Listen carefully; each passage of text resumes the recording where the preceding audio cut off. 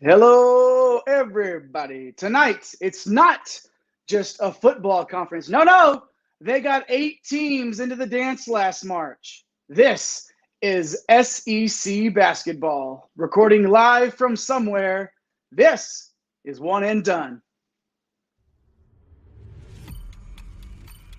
Get out the insurance cards, get out the copays. The office is open, my friends. Brought to you by drroto.com. It's time once again for everybody to come aboard that Green Screens Media train. Welcome to the One and Done SEC preview powered by drroto.com. I am your humble host. My name is Jay Heinrich, the conductor of the aforementioned Green Screens Media train. You can find me on Twitter, X, whatever you call it, Elon's hellhole, at Dr. William Cannon. Let's get right to my broskies in basketball, starting with El Capitan himself. He is the captain of the Green Screens Media ship.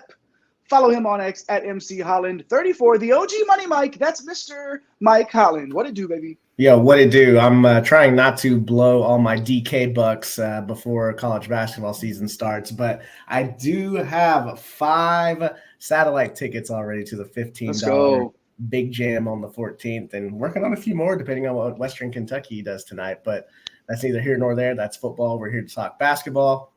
Hey, I think I'm making my debut on our top 20 countdown. So let's go. Hey, round of applause for the captain on the that. top 20 countdown. Round of applause. All right. Yes. And then, I'm just ready to rock it out, man. Betting previews coming soon. So looking forward to it, man. Let's get rolling. We got a long show today. We do, of course. Before we get to that, last in the intros, but first in your hearts. He is the Baron of Bread of Green Screens Media that you can find in those Twitter streets at Fantasy Nav. He's Eric the Blue. That is Eric Romoff. What's happening?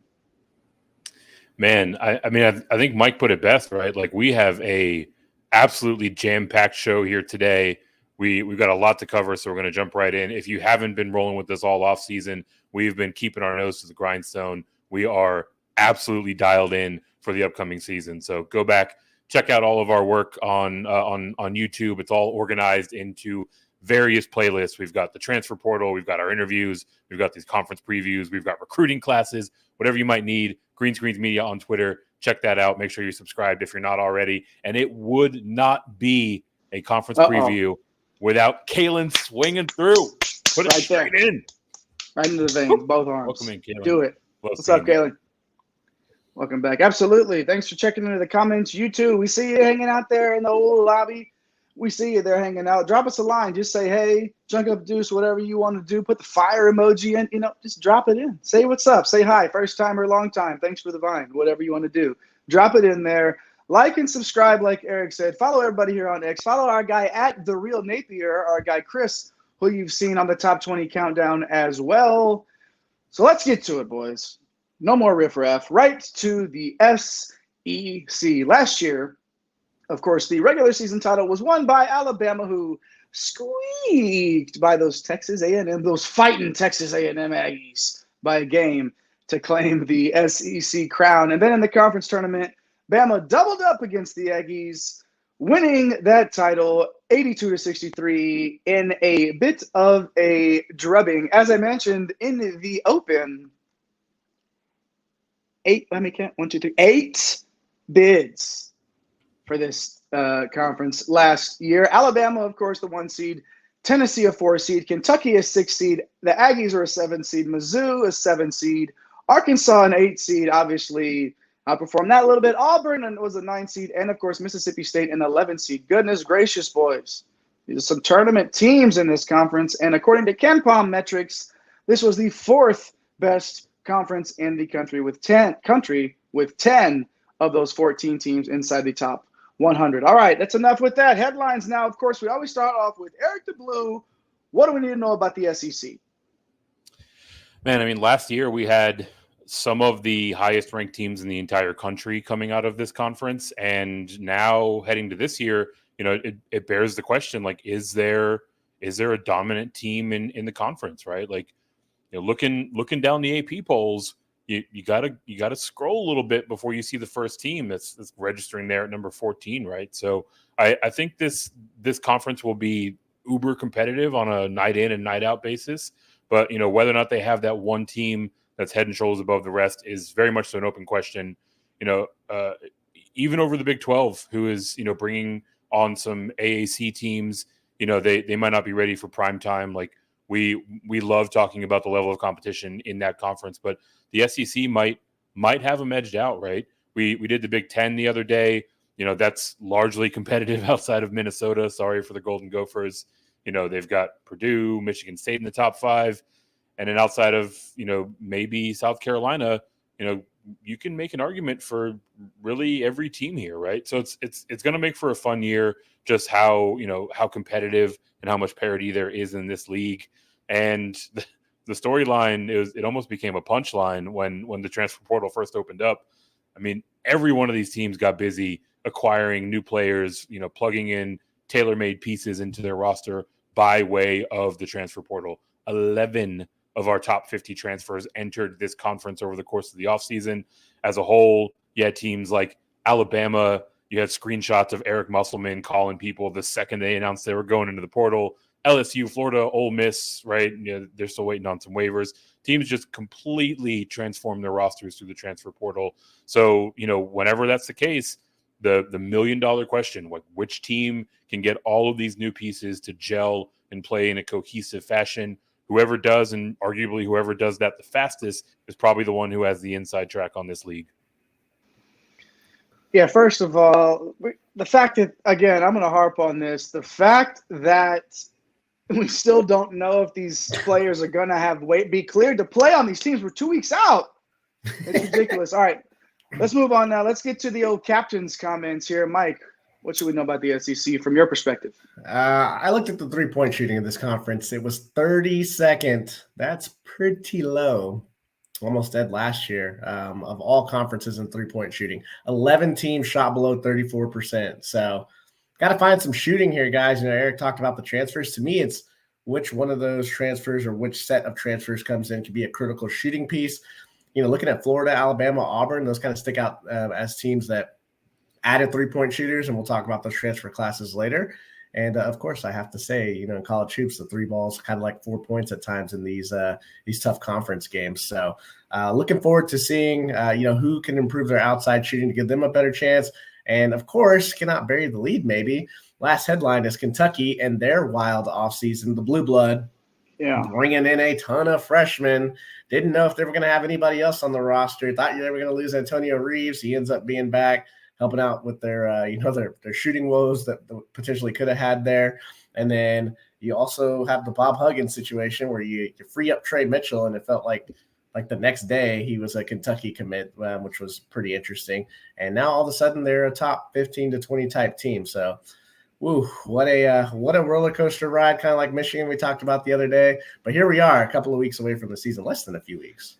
Yeah, I would say that's the kind of brow wiping that would need to be done after something like that. And especially when you play in a conference where teams try to play in the 50s, the three-point shot does feel like 4 points at Mississippi times. State and Tennessee.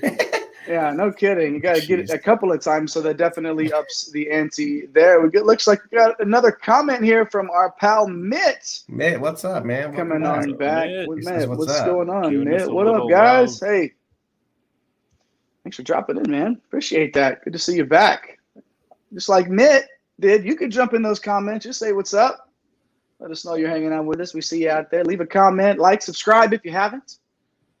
That's the headlines, y'all. Let's get on. We like to do this. If you hung out with us, and we've done every single conference, not the Ivy League, every single conference across the country, aside from our last show, the Big 12 coming up, which, make sure you have those notification bells turned on and ready for that one, because that's a doozy. But if you know it, we do the headlines, and then the next thing we're going to talk about the people coming back from this conference, returning players within the SEC. So let's go ahead and start with the Texas A&M Aggies. Been getting a little bit of a little rub lately as a contender by some guys out there thinking there might be some value there on some bets. been seeing the Aggies name thrown out there. So some returning players now for the Aggies: Wade Taylor, Tyrese Radford, and Henry Coleman all coming back. Taylor and Radford, the guards. Taylor averaged 16.3 points, 4 dimes, 36% from three, which, yes, you know me, 35% is where you got to be for me to be effective here, and 36 is good enough. 1.7 steals for Taylor. Love that. Radford is 13.3 points and 5.3 boards. Then, of course, Henry Coleman, the forward, 6'8", 245 pounds, average 9 points and 5.5 boards. Mike, the Aggies have the most percentage of points returning in the conference, right? And that could be a big reason why a lot of people are thinking there's sneaky play here. But, of course, obviously, we mentioned in the top, razor thin margin, finishing second place last year for the regular season title, and then obviously making it there to the championship game as well. So it feels like the Aggies are right on the cusp. Yeah, absolutely, right on the cusp. And did I draw the short straw here with having to talk about the Aggies as a resident Longhorn here? I don't know what you're talking about. I'll say some nice things here. These returning guys, man, it's a very, very strong core. I mean, on paper, you really got to like what this team has. I mean, strong guard play, it checks the box. You have experience at forward. And then continuity, which we know how important that is. We've talked to a bunch of coaches talking about just how much value there is in that continuity piece. So, with Wade Taylor, I'm a little surprised that he's the conference preseason player of the year. But he was phenomenal last year. He took his game to a new level. The only knock on him is he struggled in big moments. I mean, you look at the SEC tournament final, did not play very well. The first round exit in the tournament, where they lost to Penn State. You combine both of those, he shot 5 for 26. So, got to pump it up in the biggest moments. Tyrese Radford, I mean, one of my favorite guards to watch. He plays like a big man, a great rebounder. He's really improved his scoring. I think he's just a great fit next to Taylor, who's more of a kind of a scoring, score first type guard. And then you got the big man Coleman. He's a bruising power forward. He started 67 games the last 2 years after transferring from Duke after his freshman year, and now he's going into a senior year. He knows what his role is. He knows that he needs to obviously crash the glass and then give him some offense from time to time, and really it's just one of those things where it's a kind of a collection of pieces, right, that make this team very strong. Yeah, no doubt about it. The graphics department coming through there, getting the Aggies up on the screen. Got to love that. Radford, Taylor, and Coleman, of course, coming back for the Aggies. Let's move on now to one of the aforementioned teams that likes to play in the 50s. Of course, the Tennessee Volunteers, bringing back this trio, Santiago Vescovi, and it's triple. It's not double J, JEFFJARRET Intercontinental Champion Jeff Jarrett. No, this is triple J. This is Josiah Jordan James, big man for Tennessee, of course, and Zakai Ziegler there.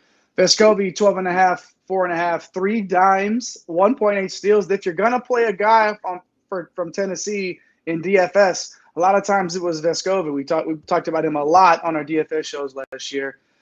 Josiah Jordan James, 10 points, 5 boards, just over a steal per. And, of course, Ziegler, the point guard distributor, 5.5 dimes and 2 steals per with 10 points.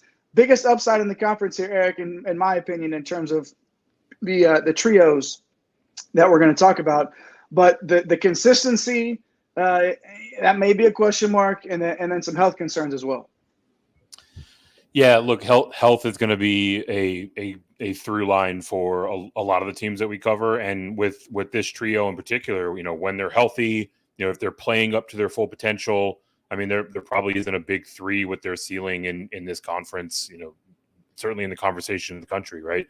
Vescovi, we'll start off there, just the elite, like picture perfect college guard, right? Like, great shooter. He can set up others around him. He's real strong defensively. Like Mike talked about a little bit with Taylor earlier. Vescovi can probably step up a little bit more when it matters most, right? That's really the last thing that he needs to cement his legacy. Last year, shot 32% from the field in 3 tournament games. So, clearly when the light is brightest and on him, really want to see him rise to the occasion. Triple J coming in, entering his 5th year. The Vols just need this guy to stay healthy, right? Like, he's so versatile at the wing on both ends of the floor, and he's just an absolute Swiss Army knife when he's healthy and when he's able to be on the court for his guys. And then Ziegler, this is, again, a story of health, right? He tore his ACL in late February, and that really changed the entire trajectory for this team, right? Like, he was a guy that could break down the defense. He was a guy that could get others involved. He was also a menace on the defensive side himself, right? He's kind of undersized a bit, but still crafty player, can poke a few out. Gave it his all on the defensive end. And look, if Tennessee wants to make another Sweet 16 run, which arguably with this roster, I'd say they probably have their sights set on going further than that.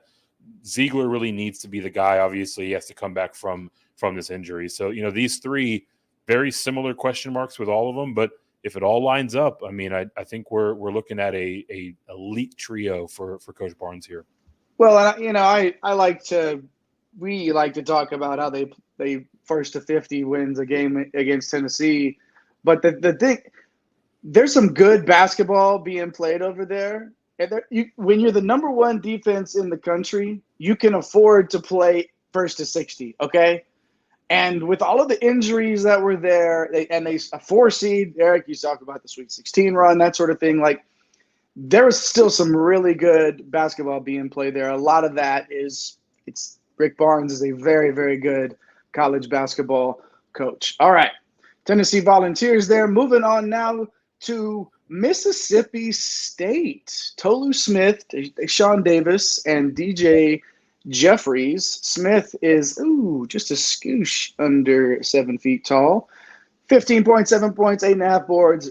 Davis averaged 8.7 points, 3.5 assists, and 1.7 steals. And Jeffries coming in at 8.8 points and 6.5 boards. All right, so Smith, injury, right? Going to keep him out for a little bit. So Davis and Jeffries are going to have to do a lot of this heavy lifting early, Mike. Yeah, absolutely. And Coach Shand, he's done a phenomenal job really putting this program together. Look, I don't love that they're terrible from three, but that's just kind of the way they play ball. That's going to be a huge storyline for them. But I think they're primed for a really good year. The unfortunate thing is that Tolu injuries. It seems like it's been a little bit of a theme early for us. He's a preseason first-team player on the SEC, one of the top bigs in the country. And yeah, he's going to miss some time. So unfortunately, we'll have to kind of go as that goes. The expectation is he's back for conference play, so we'll see if that happens. But Keyshawn Murphy and West Virginia transfer Jimmy Bell, they're gonna have to fill some pretty big shoes here. We could have added Shaquille Moore and Cameron Matthews to the list as guys that for sure. Returning that make an impact. These guys played 26 minutes per game, but we ended up going with Davis and Jeffries, and these guys are going to have to do some heavy lifting with Tolu out. Davis, I think, is someone that can do that. He came over from Oregon State last year. He was just real solid and above average point guard. He's an elite defender. His improvement this offseason with his shot selection and efficiency from the field, it's going to be critical for this team. The same can be said for Jeffries. I mean, both of these guys shot under 40% from the field. But like Davis, Jeffries is a really good defender. And so this obviously kind of mirror Tennessee, right? Like, Tennessee a little bit better three-point shooting team. Obviously, number one defense. Well, Mississippi State couldn't shoot it at all from outside, and they were still a top 10 defense, keeping them in the most games and then getting them into the tournament. So, obviously, offensive development, especially losing Tolu Smith, is going to be critical for Mississippi State, and I think that's going to be, a significant headline because before Smith's injury, I mean, they were talked about as, being one of the maybe top 4 or 5 teams in this conference. That's tough. Man, injuries play such a – don't you wish you could just do like a video game and just turn injuries off and like just let this stuff play out with that would be great, man. So much to be said for that. All right. Again, that if you play defense in this game, it's going to keep you in a lot of games, even if you can't throw it in the ocean, if you were standing on the ship, okay? And that was the story at Mississippi State last season. But either way, we'll see where they can go. Tolu Smith out. Man, that's tough. Would love to see him on their full speed. All right. Move on from the Bulldogs now to a handful more here in the SEC. Returners, of course, Mark Sears, Antonio Reeves, Riley Kugel, Matthew Morrell, and Johnny Broom. Of course, let's start with Sears in Alabama, Eric. the 6'1", 185-pound guard. 12.5 points, 2.5 times, 35% from three. Okay, fine. I'll allow it. So that's fine. 1.2 steals as well. All right, Eric, this is no longer the Brandon Miller show. He's off to the pros, right? A lot of turnover on this roster as well. So is Steers gonna guide the Crimson Tide? You know, he's got to have that steady hand of a leader here if they're gonna pull off another great season. Yeah, look, we're going to talk about a lot of the pieces coming in and some of the younger players primed to step up, but Sears is a key cog for them, right? Like, he was the second leading scorer behind Brandon Miller last year. He's a combo guard that, you know, he can really shoot or he can get others involved, right? There's a lot of versatility to his game on the offensive side.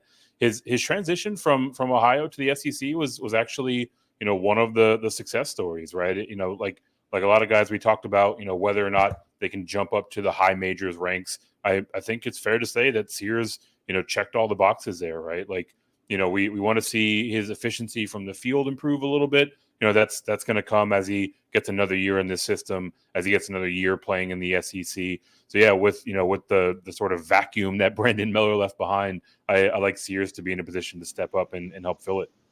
Mike, I'm going to come right to you here with Antonio Reeves from Kentucky, 6'5", 205-pound shooting guard, 14.5 points on 40% from three. Yeah. Love that. Yeah. All right, long drawn-out story this offseason on his future, but he returns as a very key piece for the Wildcats. Yeah, outside shooting. You got a team full of 8 freshmen. I mean, his experience might be more valuable. I don't know. Maybe not. Maybe right on par, right? His experience along with his outside shooting, critical for Coach Cal. So, you know, although this team's littered with one-and-done prospects, really how Reeves performs is going to be very, very, very crucial for the Wildcats in their postseason. There's been some miscues out there recently. Obviously, they haven't made the tournament or made the second weekend of the tournament since 2019. So they say you know, some of the best moves are the ones that are not made, and this may reign very true for Reeves' return here to Lexington. In the land of the transfer portal, sometimes just hanging around will make all the difference in the world. Riley Kugel, shooting guard from Florida. Of course, the 6'5", 210-pound shooting guard, averaged 10 points and 38% from three last year. Over 17 points in the last 10 games last season, Eric. Big-time potential coming into his sophomore year. Yeah, Kugel, look, he's one of my favorite players that nobody's really talking about, right? Like, he got off to kind of a slow start to his freshman year, but he's got deep range, right? Like, he's one of these guys where you got to start pressing on him a little bit once he gets over half court. And, you know, there's upside for him to be a stronger playmaker in year two, right? So, you know, looking at the system that he's in, Coach Golden has a pretty good track record of strong guard play. You know, Kugel really fits that mold nicely. He's got the potential to play his way into the NBA draft conversation when the year's all said and done. So, you know, we talk about where the Gators will go in this upcoming season. And for me, you know, Kugel's development and success has a lot to do with how that story will be told.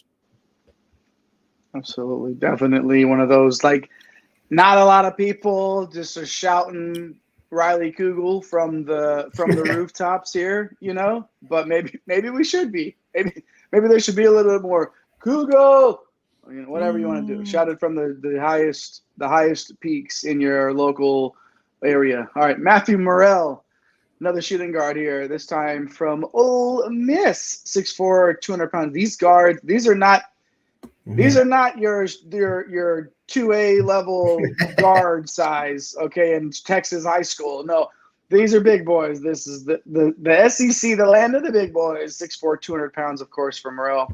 14.5 points, 2.5 assists, 1.1 steals. Yeah, like, you know, Chris Beard, sort of.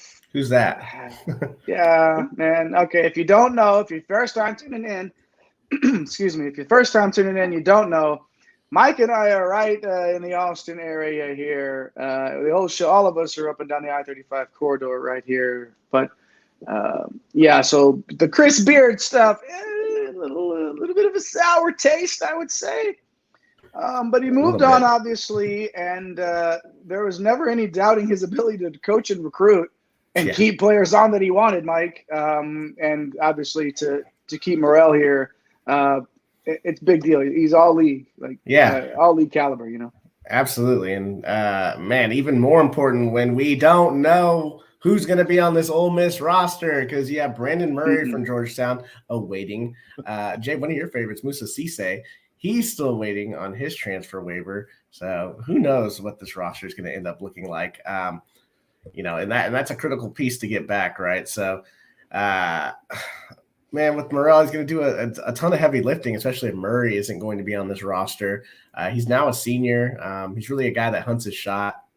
I know for Ole Miss to really have any success without those two transfers, coming in. I mean, he's got to be more efficient.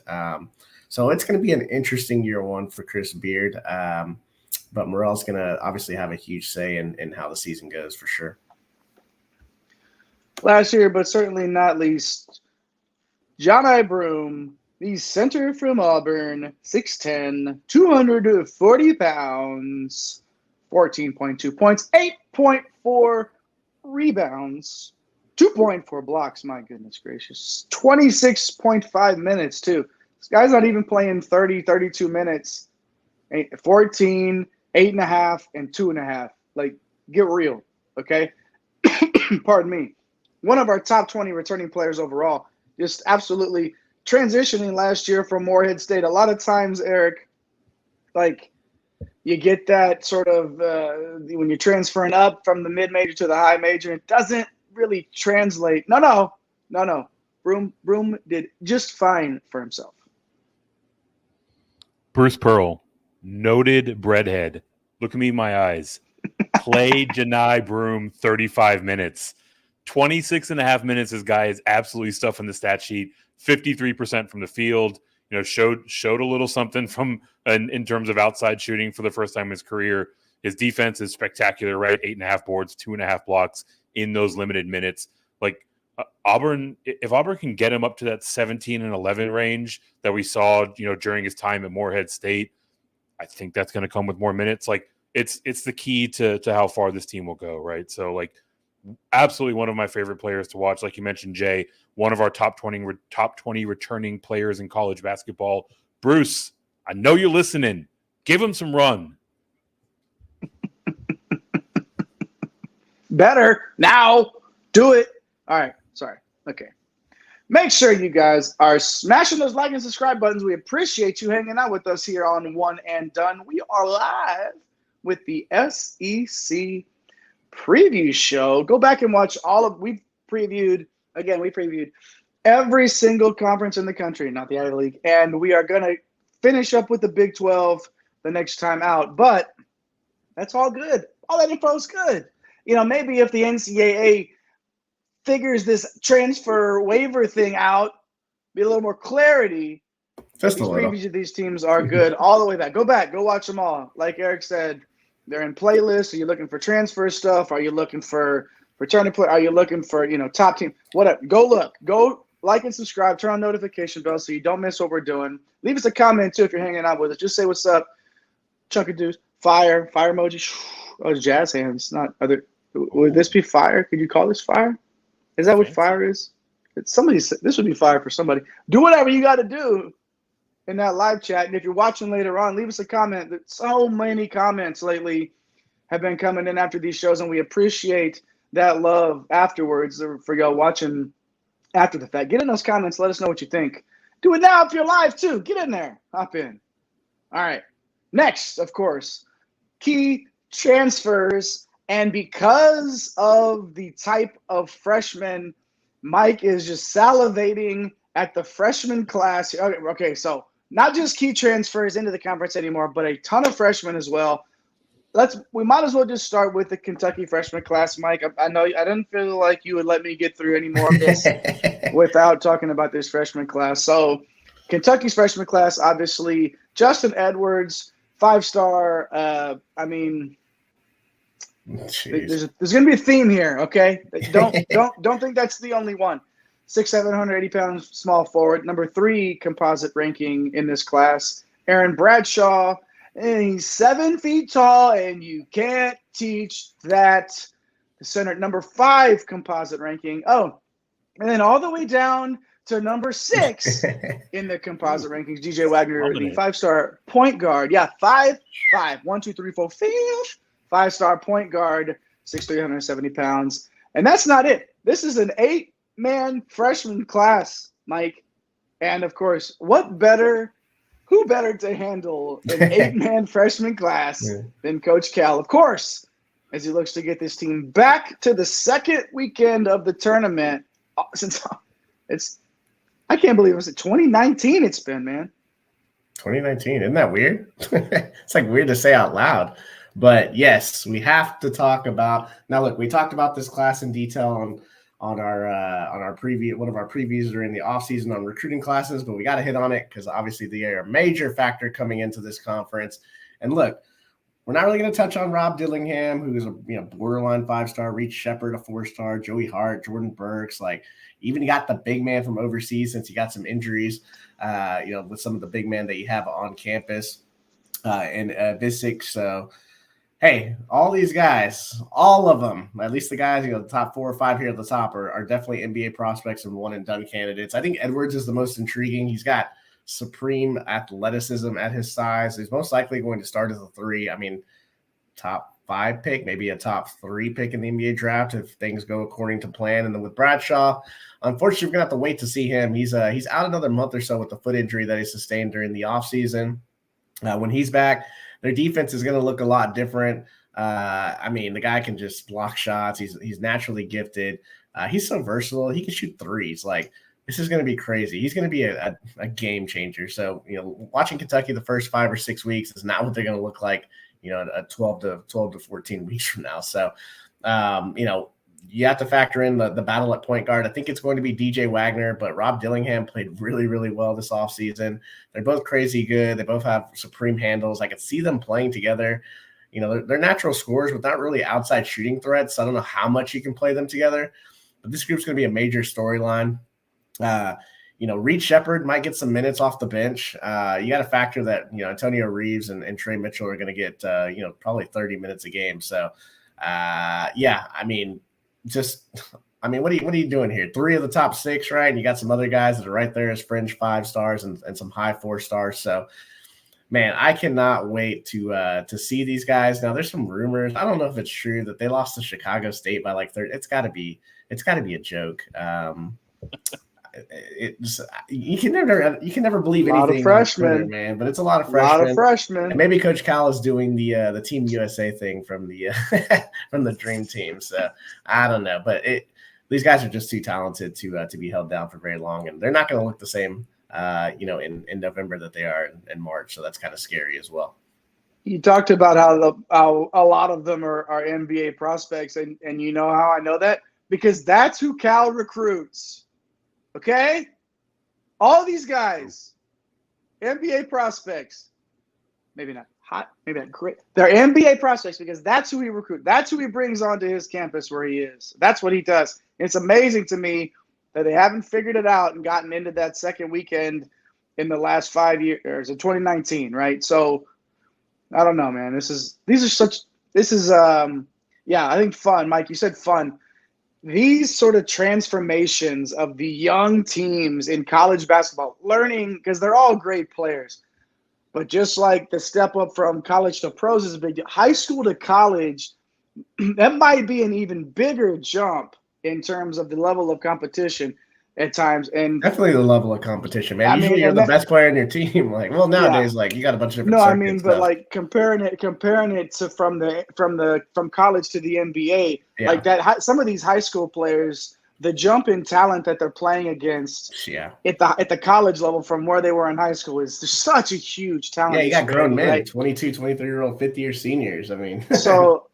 This is it'll be fun to watch. So, of course, they're all NBA prospects. Of course they are. All right, let's move on to Arkansas now. And I'm not going to take my shirt off to celebrate the fact that we're talking about Arkansas. I will not, at least not right now. Not yet. Mike, I'm going to stray away from the freshmen for a while, if you don't mind, and go over to Eric here for some actual transfer news here. These guys coming into play For the Razorbacks, Khalif Battle, the combo guard coming in from the Temple Owls, 6'5", 185 pounds, averaged 18 points, 35% from three, and just happened to fall into number 25 in the top 300 transfer big board over at drroto.com. Tremont Mark, of course, the old lefty transferring in from the Houston Cougars. The wingman is 6'6" and 185 pounds. Averaged 10 points, 5 boards, and just over a steal per for the Cougs last year. Number 39 on the top 300. Again, earlier on with the freshmen, they're all top 10 on the. Okay, so guess what? Guess what L. Ellis is? He's 52 on the top 300.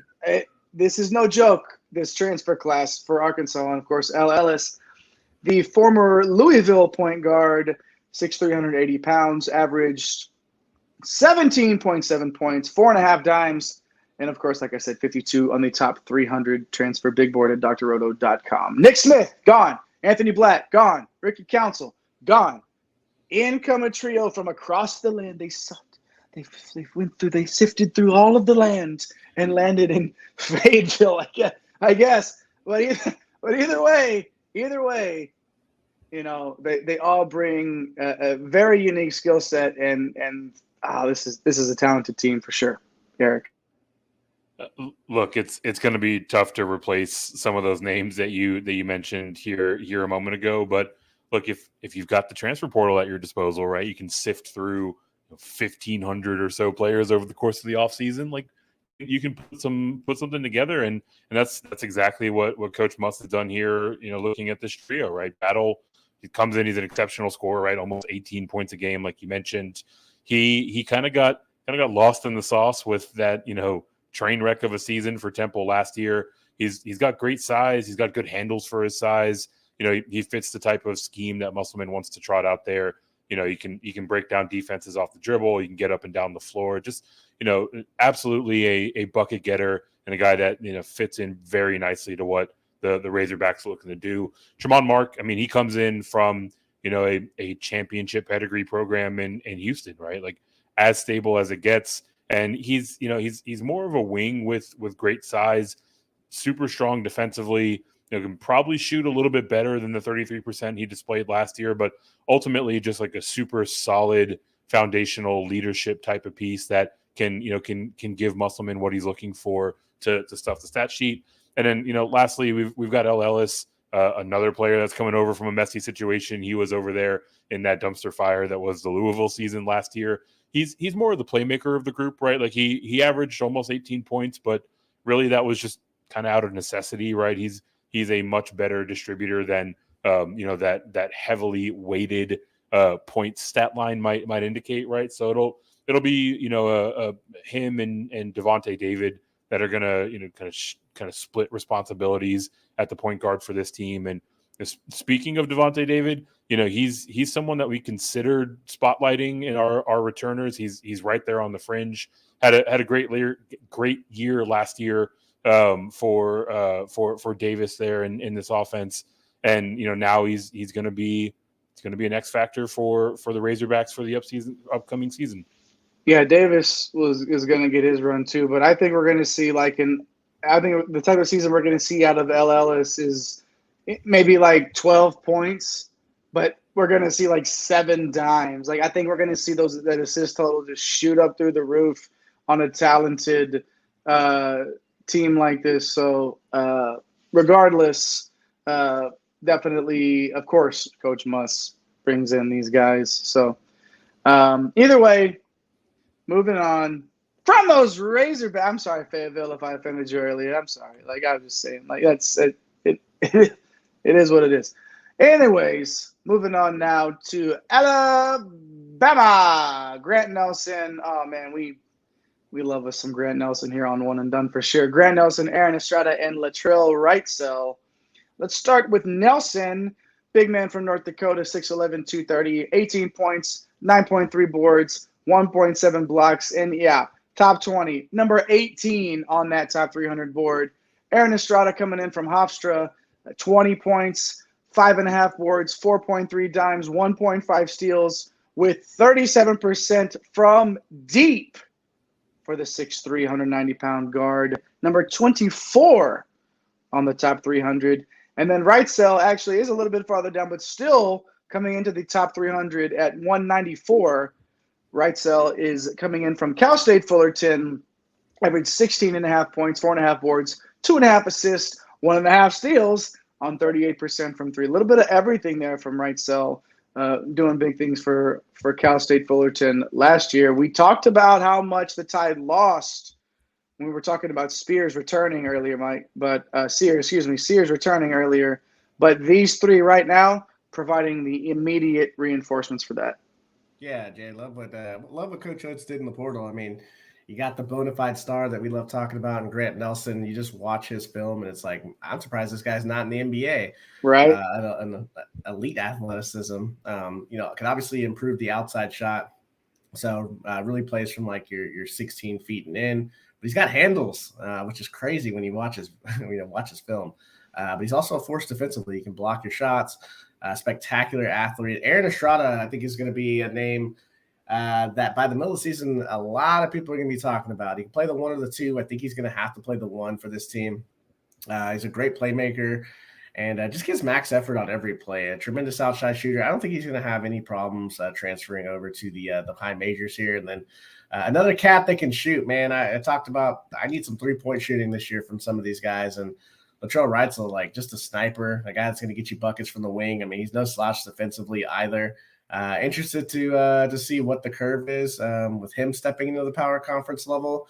But if he's able to make a similar leap, like I think Estrada is going to do, look out. And this is going to be an upstart team for sure. I'm pretty sure I've seen film of Grant Nelson taking people off the dribble from the top of the key and going between his legs. Like it's not a joke. The handles that this guy has, it's serious stuff.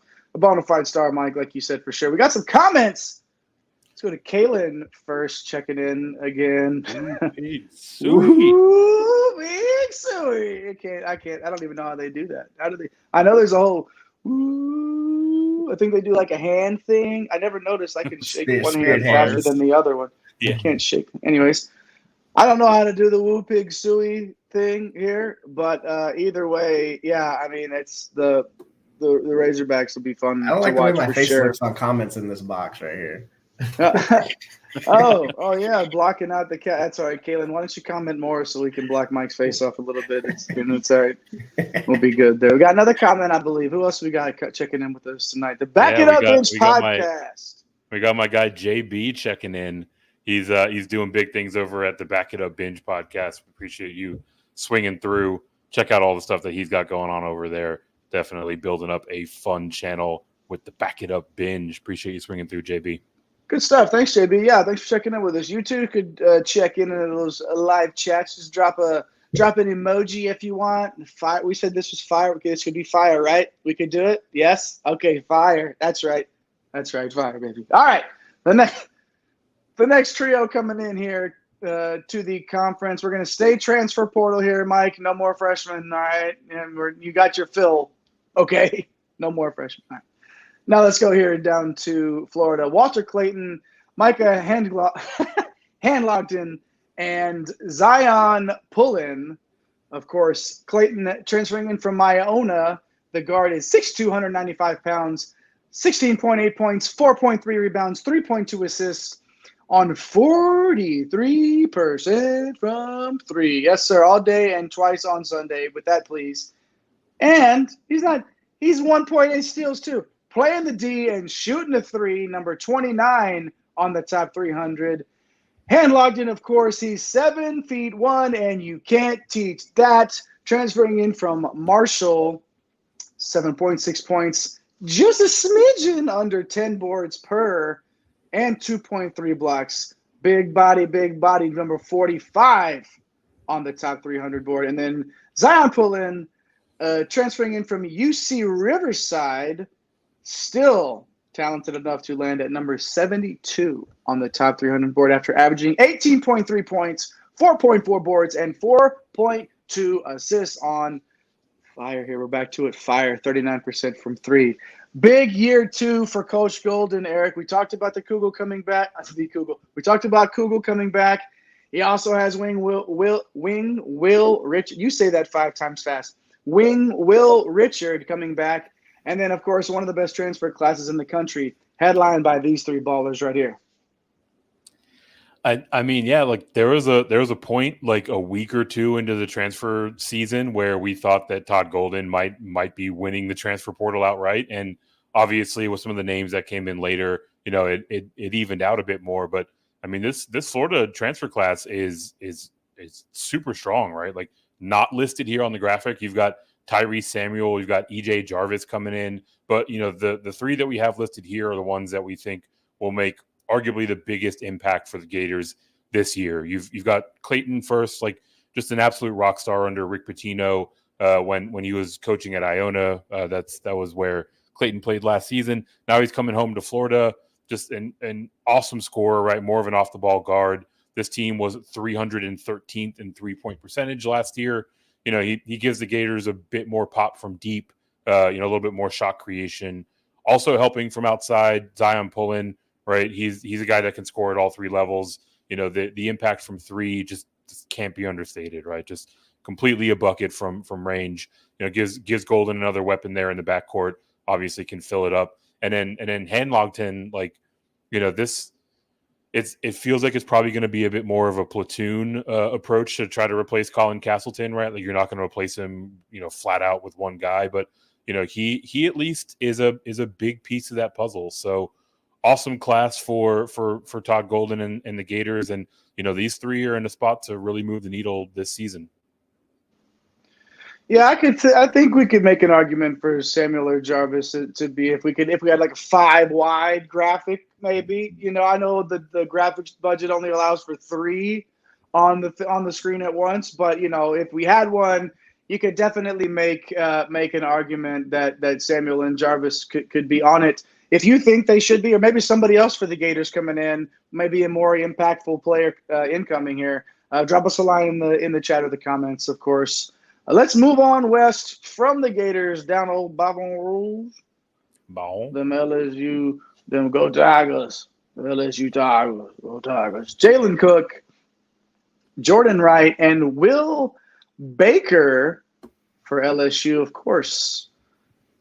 Jalen Cook. Coming in from Tulane, 20 points, 19.9. If you want to split hairs here, but 19.9 points for Cook, 5 dimes, 1.8 steals, 35% from 3. Definitely good enough there. Oh wait, number 6 on the top 300, checking in, baby. Of course, top 10 player in the portal according to our Capitan right there on the screen over at drroto.com. Jordan Wright, wingman, transferring in from Vandy, 6'6", 230, 10.5 points, 5 boards, 2 dimes, 1.1 steals, a member of the top 100 as well. Will Baker, the well-traveled Will Baker, transferring in from Nevada this time, 7 feet tall. You can't teach that. Of course, he got 13.7 points and 5 boards on 36% from 3 last year, a top 150 member of the big board. All right. Coach Golden, we talked about Coach Golden year 2 being important. Coach McMahon is looking to rebound from abysmal 2 conference wins with this very impressive transfer haul, Mike. Yeah, we're going to spotlight these 3 as well, kind of like Florida, but like Florida, also top 304 Damian Collins from Kentucky, who's just oozing with talent. Carlos Stewart comes in from a very good Santa Clara team. But we're going to talk about these 3 guys, Cook, Wright, Baker. Look, Cook, I had higher on my board than a lot of people at number 6. I've watched a lot of him this past season, and he's one of my favorite players. Like, I just think he has a game-changing ability at this level as well. I mean, playing in the AAC, that's not a slouch conference. I wouldn't technically call it, obviously, a mid-major. It's going to be more of like a Power 9 type conference. So he's got that pedigree too. Like, he started his career at LSU. So as a recruit, he was being recruited by a lot of the top programs in the country. Ended up obviously transferring to Tulane, where he's balled out the last couple of years. Coach McMahon, like, it seemed like he really didn't have anybody to get his offense going from the guard position last year. It was kind of like spin that wheel, right? That we played a lot in DFS. But with Cook, you're getting a lot more stability at that position, and someone that can be an instant playmaker. And then with Wright, how much we love to talk about Vanderbilt, just a solid player. Like, he's not going to wow you with anything, right? But he's just tough as nails. I think this team could use some of that. And then Baker, he's another very experienced player. Jay, we know a lot about Baker, right? Started his career here at Texas. He can shoot the three from the 5 spot, which is very valuable.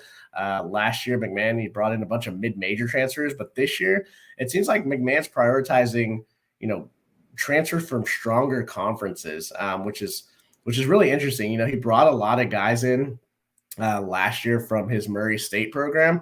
Obviously, KJ Williams was a baller. He brought in, the big man, Kendall Coleman, who is now transferring back to the mid-major ranks. It just seemed like those guys just couldn't really, fit the bill at LSU, and obviously with 2 conference wins, but it looks like he's going a different route, trying to get these guys that are a little more proven at these power spots, Jay. So very interesting. I think we got a couple of comments coming through. So if we want to pull those up, they got Collins from Kentucky. Yeah, unfortunately, yep. Collins, I believe he had a family member pass in the middle of last year, towards late last year, and he's from the Houston area. There were some thoughts that maybe Texas could get involved. Obviously, Houston between Baton Rouge and Texas not very far, so he's in the area now. But supremely talented. We talked about Lance Ware. These big men that get off of Kentucky and find 30 minutes in places, sometimes they break out. So I wouldn't be surprised if we're talking a lot about Damian Collins at the 4 spot for LSU and being an absolute impact player. So definitely a great get there. And then I think we got Samuel the Sniper, who we haven't heard from in a long time. Talk to me. Auburn family, talk to me. I've been waiting for this night.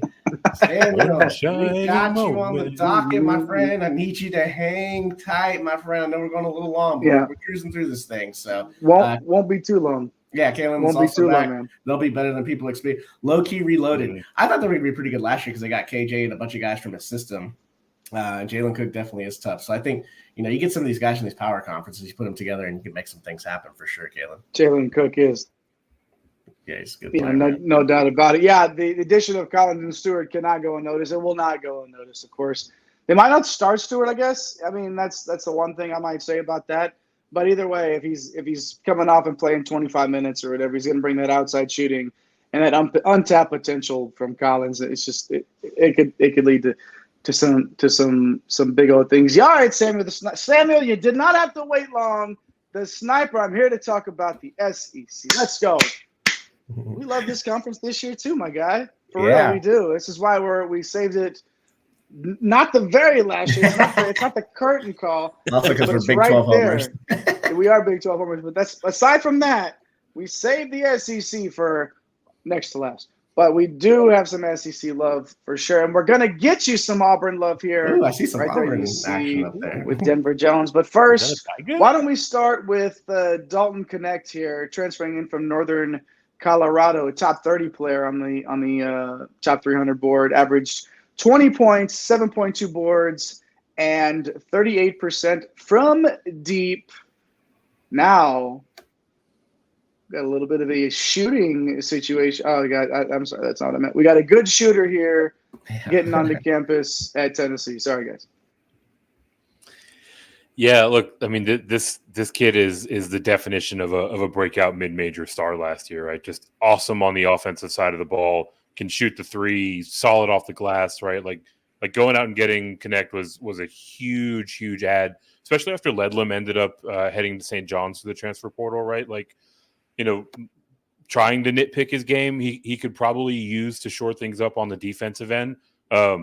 Rick Barnes teams are kind of okay at that, so you can expect him to develop on that side. But if nothing else, he fits the need, right? Like Tennessee's out here scoring 38 or 51 points a game. You get someone that can come in and make them splash, and it's really going to move the needle. So I love this ad.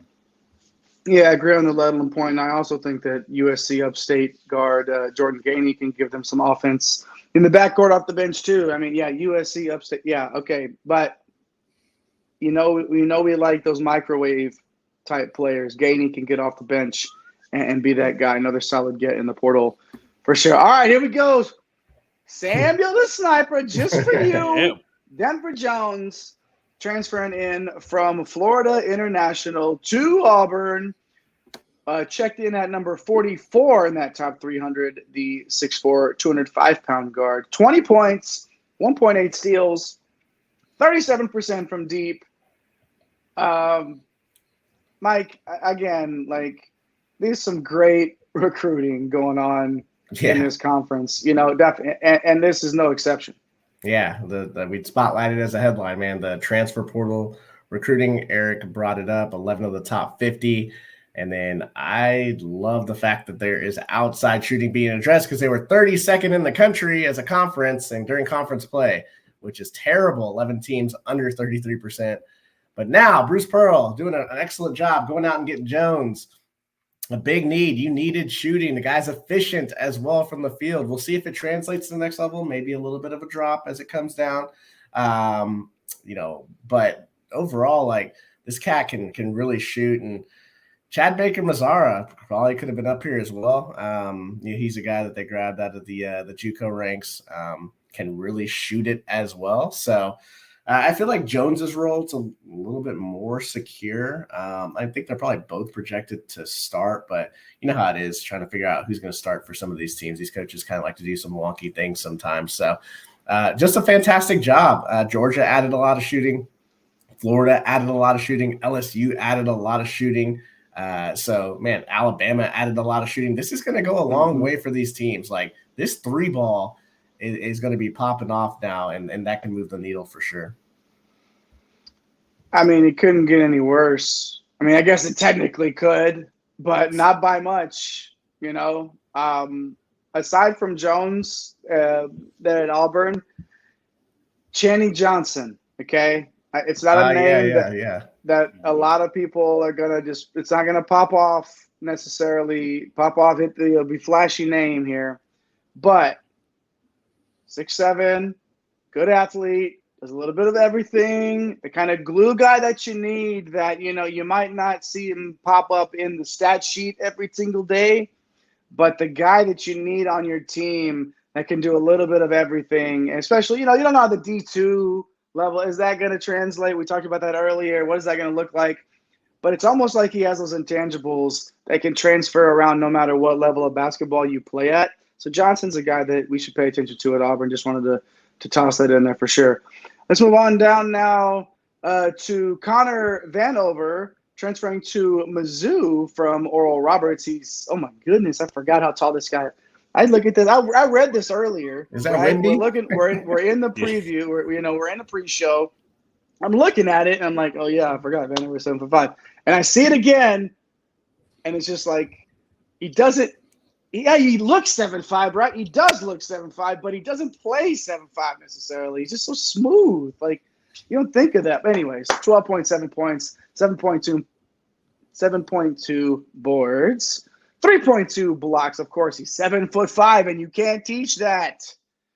Number 116 on the top 300, Eric. A lot to be excited about here for Tiger fans with Vanover. Yeah, maybe Vanover's on that Hunter Dickinson plan where he's sprouting up like 3 or 4 inches after he transfers. I love that. I loved when that happened. That meme. Or that. Tremendous. Such a Kansas move. Looking at last year for Dennis Gates, like, real solid inaugural year for him, right? 11-7 in the conference, 25-10 overall. But he's losing a lot of guys to graduation over the course of the offseason. So, Vanover's coming in and they're getting a two-way player. He's familiar with the SEC, right? He's bounced around a little bit. He started his career at Cal. He then played 2 years at Arkansas, went over to Oral Roberts last year. And that was really where it all seemed like it came together, right? He got major run for Oral Roberts, really showed what he could do at the collegiate level. And now he's coming in. He can bring shooting. He can bring shot blocking back to the SEC. He's going to be a huge piece for Mizzou this season. Kaylin in the comments right here. That's amazing. Vanover needs to grow a pair and average 17 and 12. Well, we'll see. He's going to have a lot of opportunity with Kobe Brown gone.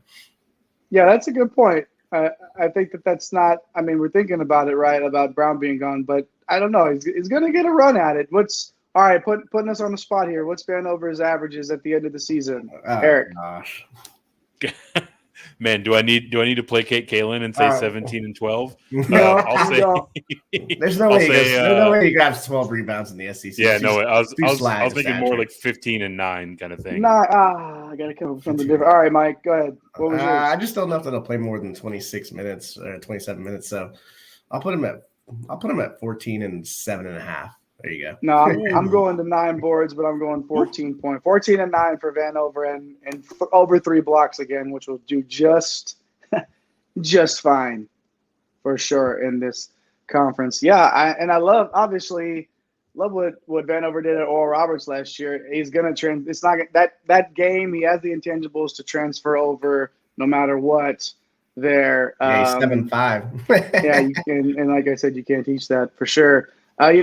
Nick Honor's back, but Iowa State transferred Caleb Grill, probably somebody we should be talking about a little bit too. There were issues at Iowa State, I know, but it might be that like little X factor, if you will, for them. And I mean, who else? Maybe John Tanji, I guess. Could be Maybe somebody else to consider there coming in from Colorado State.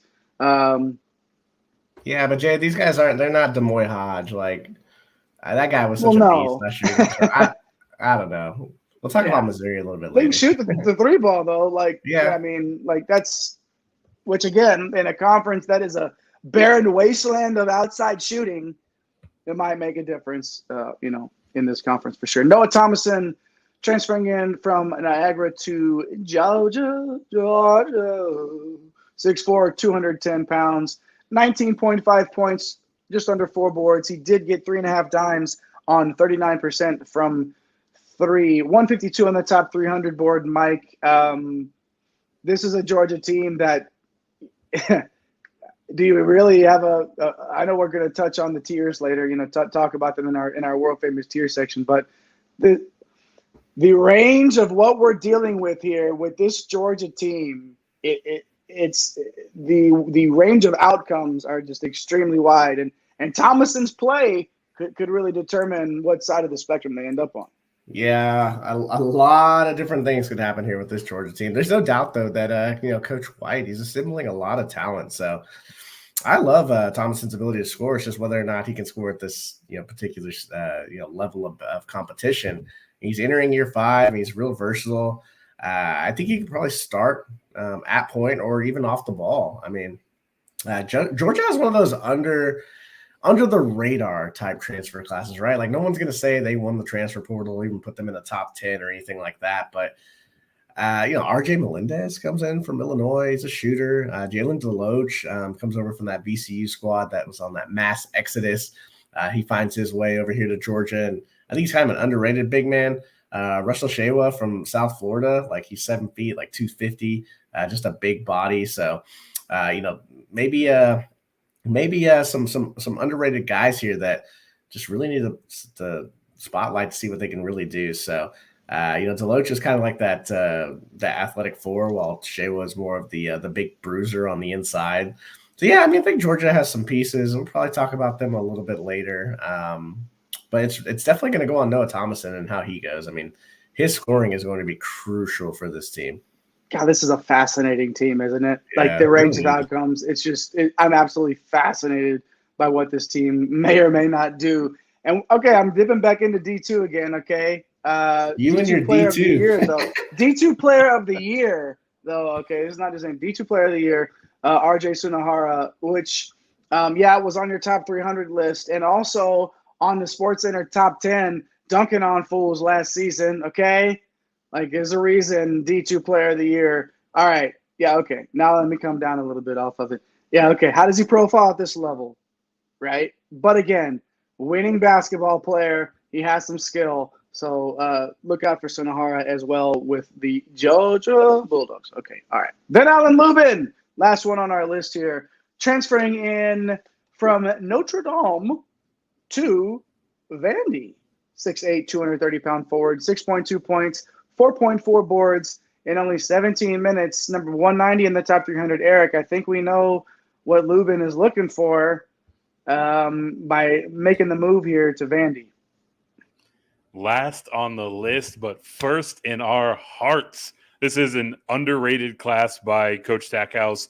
Apart from right here on the One and Done show, you're not going to find a whole lot of people giving Jerry Stackhouse much love out there, but he's done a fantastic job with this program, right? Like, he brings in a guy with Lubin's pedigree, and there's some considerable upside that he's injecting into this talent, and I just injecting into this roster, I should say, and I just don't think that it's being talked about enough, right? Like there were spurts last year where we saw towards the end of the year that there's a lot of reasons to be excited about Lubin, especially in this Stackhouse system, right? Like he has gotten a ton out of his guys. He's really gotten the most out of the roster that he has available to him, and that roster got a considerable upgrade, right? Lubin can be an X factor for him, but he addressed the wing with Evan Taylor coming in from Lehigh, right? Like he's another guy who can really shoot from deep. Just look, I will continue to bang the drum for Coach Stack and for Vanderbilt, and moves like this are a big part of the reason why. Don't forget, we've chatted about big man from South Dakota, Camateros. We've talked about him before too, making an impact in this on this team, but in this conference too, and being a big factor in what Vandy does. So another solid player there for Stack for sure. Some nice. It's been so obviously, if you've kept up with One and Done and you've seen all of the transfers in and out, we've hit them all. We've hit so many big name transfers to help get everybody updated and ready for this year. There's so much roster turnover. My head hurts. We like to say in the land of the – I'm sure yours does, because you just finished up like the final, right? Like yes, 2 weeks ago. You had almost as hard a time finishing that as the NCAA has had finishing off the waiver processes for too many players across the country. But either way, Camateros, shout out. Maybe I can get a job with the NCAA transfer waiver process. Well, no, because they'll slow you down too, my guy. Don't worry about it. It's an epidemic in the NCAA. It is what it is. I don't know why I went to my Mac Brown voice there for a little bit. But I know. Not even wrong. Yeah. Guys caught like 4 touchdowns already this year. Love it. All right. Leave those comments like I've been asking you to do all show. We've seen Kaylin hopping in there, Sammy the Sniper, of course, our guy Mitt hopping in early on in the show. Make sure you do too. Say something down there in the live chat, in the comment section afterwards. We appreciate that, of course. Hit those like and subscribe buttons too. Right in time for the world famous tiers, and no, not the tiers that the Gamecocks and the fans of the Gamecocks are probably going to be having rolled down their respective cheeks. No.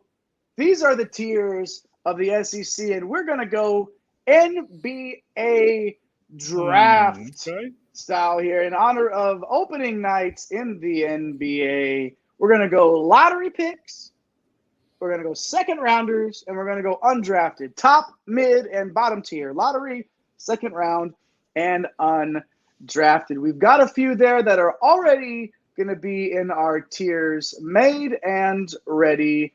And then, of course, you see down at the bottom there, 4 teams that we will put into our tiers to finish them out. But, Eric, why don't you talk about the teams for us that are up top lottery picks in that lottery tier for the SEC?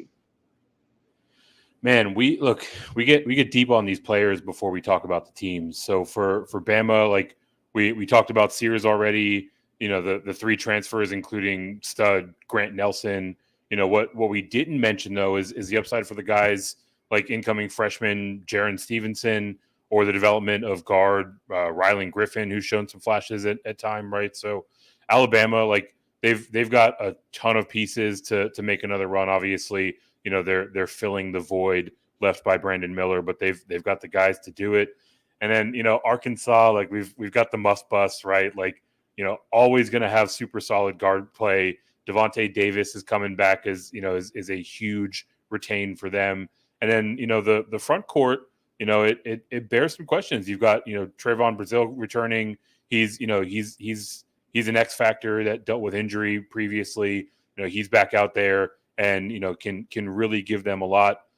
Moving over to Tennessee, right? We talked about their big three, right? Like if they can stay healthy, if they can play up to their potential, there is a ton to like about this. And then you've got Connect coming in, who's an absolute bucket, right? So, top 10 defense is projected for them again. They can do a little bit more scoring, and I think they can be a real menace in this league. And then lastly, Texas A&M, the team that seems to be getting all of the love as we get closer to tip off here. 4 of their 5 starters back, right? Like, can they get some pop off the bench from a guy like Jace Carter from UIC, or Eli Lawrence coming in from Middle Tennessee State? These are guys that, if they can get some considerable minutes, they can keep the game flowing when they're in off the bench. That's going to be the kind of glue that holds all this team together, right? So the Aggies have a lot to be excited about with their starters. Hopefully they can get those bench guys to step up. But for me, these 4 are pretty clearly in that top tier, in that lottery tier. Yeah, you said it a lot more gracefully there than I tried to earlier, but there's a lot of noise around A&M right now. And just going to any college basketball, anything, and a lot of people are talking about A&M. And then, I mean, what could go wrong? What could go wrong, right? And I just wanted to one more time on Connect. Like, if Tennessee scores 65 points a lot of the times, you will lose. Yeah. Okay. And if Connect is bringing that shooting in, it was 20 points, right? A game. If he even brings over 14 of that and it transfers, that shooting does. This is a dangerous, peligroso en español team. For sure. All right. I'm going to move on down to the old mid tier, of course, second rounders for the sake of our graphic. Start right there with Florida, loaded with talented transfers we talked about. Kugel coming back. We talked briefly about Will Richard, the other starting guard. Nice transition season from Belmont last year. I think he's going to get a little bit more comfortable as this season goes on. Expect that out of Richard. And then definitely a team on the rise there for Florida. LSU now, you live by the transfer portal and you die by the transfer portal sometimes, right? They really need this transfer class to deliver. A lot of guys do a lot of different things, but Mike, you talked about Jalen Cook earlier. It's got to be special. Cook has to be special. And then, I wanted to mention Tyrell Ward coming back for his sophomore year.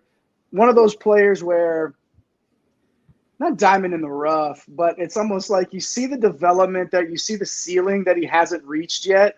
And if he can just take another step forward, LSU can level up, if you will, in this tier as well. And then Mississippi State, just needs Tolu. We talked about Tolu earlier. Got to get healthy, right? We're going to be missing him a little bit. Got to get healthy, and he's got to come back and shoot a little bit better from deep. Andrew Taylor, getting him from Marshall, instant offense, right? 25-5 last year. Love that all day. Is he going to carry that weight, though, until Tolu Smith returns? So we'll see if they can pull it off. But we do have Mississippi State there, right there in the old mid-tier. And then, of course, Vandy, Coach Stack, Eric's love affair that he has here with Vandy, which I get, okay, all right, I get it. But, of course, Tyron Lawrence, getting him back, huge piece. We've talked about some other stuff with Vandy, but Lawrence, I just wanted to make sure we hit on that. All right, Sam the Sniper, what do we got before we rank? Actually, before we go down to the undrafted tier, what do we got here from Sam the Sniper? There it is, right there. Yep. Tyron Lawrence back. You got it right there, exactly. He's hot Getting at the him end of back the year. big time. Hot. There you go, Sam. Way to jump in there. Appreciate that. All right, Mike. So often you live up in the top tiers, and we're shifting you down to the old bottom tier, our undrafted ranking, I guess, if you will, tonight. Anybody you think could maybe rise up here? The waivers with Ole Miss, man. Like, Give me Murray, give me Cisse.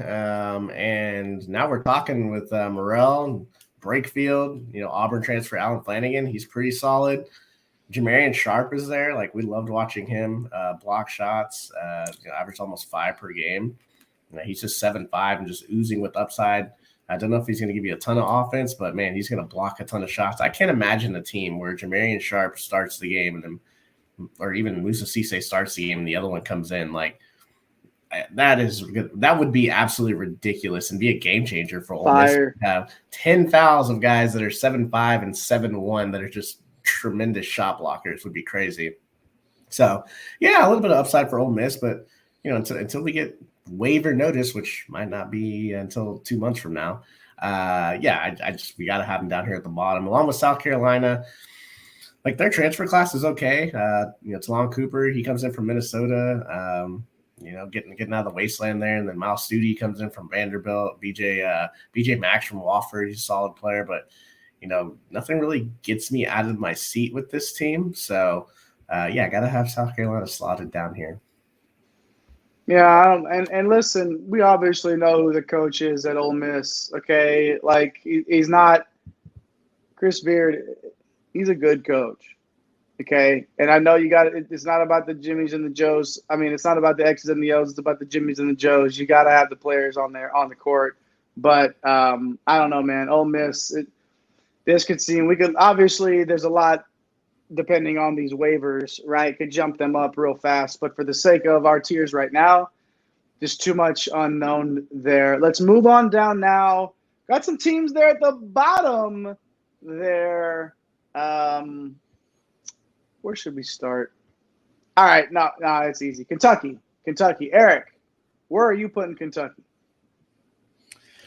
Man, I'm gonna ruffle some feathers here with Big Blue Nation, right? So, look, the way I arrived at this is as follows, right? Like, this was a team that was a 6th seed last year, and their roster was loaded top to bottom, right? Like, National Player of the Year Oscar Tshiebwe, lottery pick in Cason Wallace. You've got Jacob Toppin going to Big Bro's former team, the Knicks, on a 2-way deal. 2nd round draft pick Chris Livingston, and we talked about Reeves, right? Really the only piece returning for that team, and all of this resulted in a 6th seed, right? Now we just automatically expect, because Coach Cal's there, that Reeves, Trey Mitchell, and an amalgam of very highly ranked true freshmen are going to come in and challenge for the SEC. Like, I mean, I don't think that I'm being unreasonable by saying to start the year, I'm going to slot them in the middle tier, right? I'm going to put them as a 2nd rounder.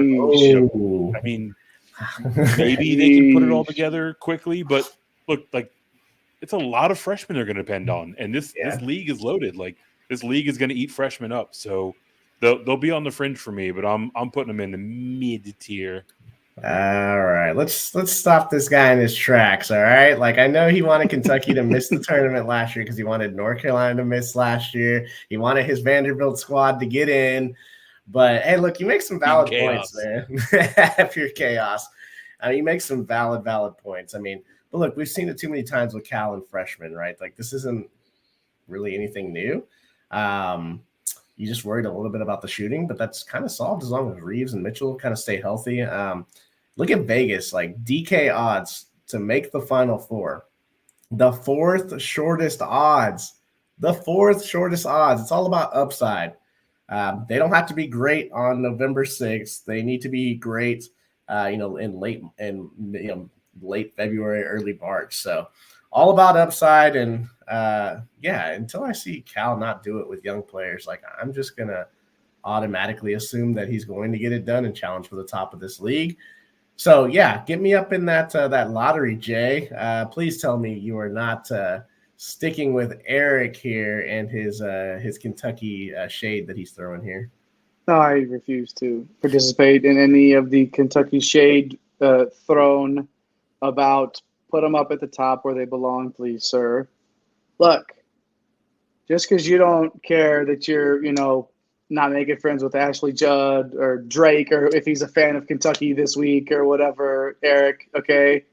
3 of those 4 freshmen, don't know if you remember, 3, 5, and 6 in the composite rankings. These aren't your run-of-the-mill freshmen, okay? Some of the top players in the high school game last year. Mitchell and Reeves' experience in shooting puts this team into contention. They're in the lottery tier to stay up at the top. Let's go blue.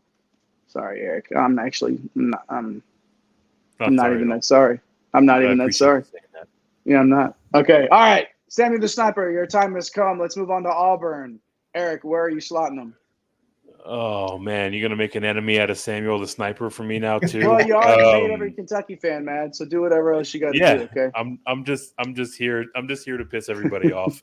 Look, like on the whole, like I'm kind of indifferent on this team, right? Like 10-8 last year. You obviously got a legitimate star in Janai Broome. You know, we're really just going to continue to bang the table for him to get more run, but also, you know, Coach Pearl went out and landed some pretty solid transfers, right? You got Baker Mazzara coming in, Jones coming in. You know, these are guys that can bring some shooting to this team. You know, the ceiling and really the story for this season, in addition to the additional the presumed minutes for Janai Broome, is gonna have to do with true freshman Aiden Holloway, right? Like he could be a star. You know, he's someone that can absolutely impact the trajectory of this team. But you know, where we sit right now, I think they're still in the middle of the pack. So I'll put them in that second rounder tier. Second rounder tier. I'll go right there with you, man. Like, you look outside of that, right? Like, they got a lot of pieces back from the team that made the tournament. Jalen Williams, KD Johnson, Dylan Cardwell, Chris Moore, Trey Donaldson. Yeah, I'm in the second round tier. Jay, I think you would agree with that, right? Just not enough upside to get to the very top, but just a solid SEC team. Yeah, but if one of those guys you mentioned just decides to have a season, you know, like, I mean, you talked about Broome earlier, like one of those guys goes off as a career year, and then another one even just steps their game up a little bit more than they were expecting.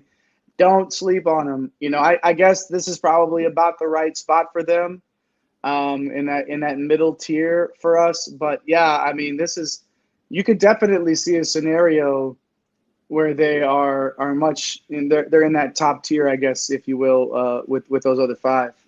Let's slot in Missouri, guys. Let's get to the Tigers. Coach Gates, phenomenal year 1, obviously, but Eric, this is a whole new team, a new fantastic point of view. All right, go ahead. What do you got for Missouri? Oh man, I don't know if that point of view is going to be all that fantastic, right? Like I really liked this team last year with Hodge, with Kobe Brown, but I mean, it is an entirely new roster, right? We talked about Vanover earlier, coming back to the SEC. You know, we'll see if he brings a pair with him and gets up to 17 and 11. Sounds like the 3 of us think that he doesn't quite get up to that ceiling. You know, him and Nick Honor are really going to be the ones that are shouldering the load for these Tigers, right? They're, you know, overall, there's not a whole lot of primary ball handlers on this team. You know, there isn't a whole lot of firepower, and with the rest of this league, right? Like this was a team that was 180th in defensive efficiency last year, right? Like, you know, I don't think that they pull the rabbit out of the hat and surprise anyone this year. You know, it feels like we're kind of starting over, even though it's year 2 for this coach. So I'm gonna put him down in the undrafted category. Is there not a song for undrafted category? All right. So I love me some Dennis Gates. I don't know, man. Like Caleb Grill, John Tonji, like they're okay. They're not. I loved Hodge, Goldstein, Gamillion last year. I think we kind of know what Nick Honor is. So let's just slot them into that undrafted tier. You know, I wouldn't be surprised if Gates, you know, was able to cook something up. But you know, the rosters on these teams are pretty impressive. I was talking over you when you said that you love you some Dennis Gates, but I feel the same way, and that's the thing that, you know, that's the hope that Mizzou has there. I don't know, man. That's tough. Yeah, I'm with you guys, having them down there undrafted. You know, it's like just Oh God. I was gonna sing some more Aladdin, but we'll just move on and move on to we'll just move. You know, they're on there. He's like, "Don't you dare close your eyes, Missouri. You might want to close your eyes watching some of these. Yeah. You might watching some of these games this year." All right, There's only one let's more move on. preview show after this. Georgia, last team here for their world famous tiers. Mike, I'll give you the floor on the last pick with Georgia. we gotta get this guy out of here so he can get to his singing competition. 6 conference wins, not great, right? We talked about the talent assembled. This is weird, man. Like looking at KenPom, Georgia's rated 57th. They finished last year 154th. All 14 teams are projected preseason top 82. Even South Carolina is number 66. I don't know why. It's kind of a crazy thing. That just tells you how strong this conference potentially could be. Obviously, things will shake itself out. Don't know if they're going to be that strong because that would be kind of ridiculous. But the roster, it really goes as Thomason goes. With Justin Hill, solid player. Jabri Abdur-Rahim is a really good shooter. So, we'll see how they kind of all play together. The front court is key, right? Like, got some new guys in here. And I'm picking the drum that this conference is going to challenge the Big 12, for supremacy in the college basketball world. So, for me right now, though, and look, we only got three teams in the undrafted. I just got to go second round, though, man. I feel like there's upside here. There might be too many teams, Eric. I don't know, man. Like, are you with me? At least second round here. I mean, dude, look, like we can't have all these teams that are this good, right? Like naturally, sure someone's going to fall, right? Not all these teams are going to win 15 games in the conference, right? That's not how math works. Look, like I can't see this Georgia team matching up very well with the elite or even the mid tier in this conference when half their guys are either coming in from the mid majors or generally just unproven at this level, right? Like, yes, they've got some shooters, that a lot of that stems around how good Thomason is.